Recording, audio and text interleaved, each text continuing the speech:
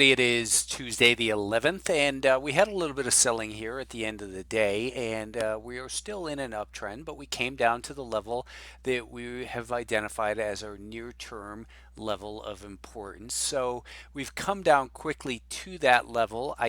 We haven't broken the uptrend, but if we're to do something like this over the next day to day and a half, it will give us a reason to be a lot more defensive. Now, on the daily time frame, of course, we've broken through that level. We haven't go on to all-time highs yet, and my thought was that before a real selling came, that we might touch through a new all-time high. But we've got to listen to the message of the market and the selling here.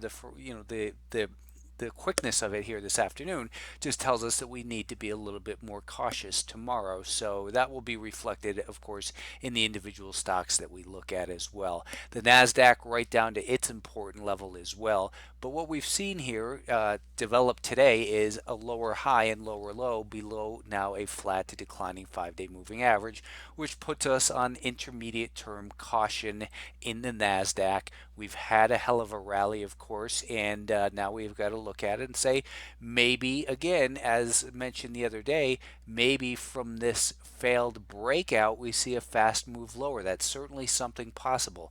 We're going to focus on the intermediate term level, but if that intermediate term level fails to hold, then it's possible we could see some quicker selling, perhaps even down to the 50-day moving average. That's certainly a possibility. I'm not calling for that to happen. Let's make that clear. But I'm saying it's certainly a possibility. I like to give the benefit of the doubt to the direction of the 20 and the 50-day moving average, which are both higher. But we've had this relentless run that could signal a move down towards this level. So take it seriously that we need to be cautious. And now we are going to stay cautious as long as the NASDAQ is below 271. So that means if we rally up towards that level and then start to decline, if you're a more aggressive trader, I think it would make sense to take a short position from an intermediate term standpoint only. The Russell 2000 also pulled back deeper here this afternoon. And as I mentioned in the midday video, this is most likely the place to have a partial stop if you are long, and that's just below that rising 5-day moving average. Now, again, I would say a partial stop. We've spoken about getting long way back over here at 148, and you certainly want to lock in some of those gains. The Russell 2000 has made that new recovery high, but is still capable, I think, of moving higher. The fact is, it's extended, and we could see a deeper pullback. This market is still healthier, though, than the NASDAQ because it is above a rising 5-day moving average. Semiconductors, we also saw, got trapped below the now declining 5-day moving average. So from an intermediate term perspective, we're going to look at it as high caution as long as it's below 170 and a half. And same story, if it rallies up tomorrow, perhaps up towards 169 and starts to drop back down, then I think you would want to be short for if you were an aggressive trader with a worst case stop above today's high. So keep that in mind. The daily time frame still in a powerful uptrend though. So this is more counter trend trading advice than anything. The primary trend is still higher. I'm not calling a top. Please don't confuse it for that.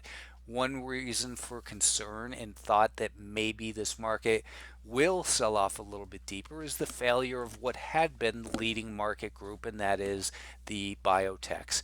This group, as we know, made the higher highs and higher lows. We broke that pattern over here, and it got trapped under the 20-day moving average, made a lower high and a lower low, and here we are with another lower low. So we were looking to get involved on the long side back a week or so ago if it did something like this. It never did that. Instead, we're seeing it fell out of that range to the downside. It's trapped below a declining 5-day moving average, and here we have lower highs and lower lows below a declining 5-day moving average, and the 50-day moving average is flattening out as well. So perhaps we need to look at more important levels such as the volume weighted average price from the March low. That could bring it down to 127-ish or so, and I think it's reasonable to believe that that is certainly within the realm of possibility.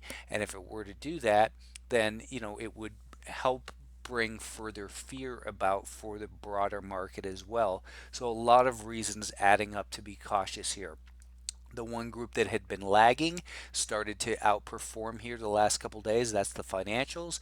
They've fallen short so far of that declining 200-day moving average, but they're still above the key level that we've been looking at, which is this prior band of resistance. So looking over to a 30-minute time frame, and you can see here again, as I mentioned in the midday video, a stop would go under here. Perhaps you sold a little bit as it broke below the morning low. There's nothing wrong with that. Make the trade your own. You could look at this and say, what about the volume weighted average price from this low?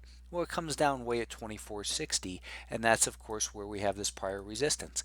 I would think it would be a shame to give back all those gains to basically break even. So you want to have a more aggressive stop policy for your swing trades.